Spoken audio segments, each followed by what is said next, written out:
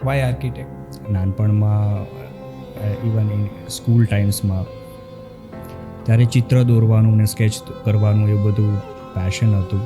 એટલે બહુ બધી રીતે મારા ડ્રોઈંગના સર એક વખત અમને ઇન્ટરેક્શન કરતાં હાથ જોઈને કે તું 10મા ધોરણ પછી શું કરવાનો છે એમ. એટલે એ ટાઈમે એવો કાંઈ ખ્યાલ નહોતો, કેમ કે હું પોતે અમરેલીમાં રહેલો છું. અમરેલી જિલ્લાથી, અમરેલી ગામથી બિલોંગ કરું છું. ને ત્યાં કોઈ મારા ફેમિલી અને મારા નજીકના કોઈ પણ ડ્યુરેશન અંદર કોઈ આર્કિટેક્ટ નહોતું. મતલબ કોઈ સિવિલ એન્જિનિયર હોઈ શકે, પણ આર્કિટેક્ટ શબ્દ ત્યાં આવો અને કોઈને સમજવું એ પણ બહુ અઘરી વાત હતી.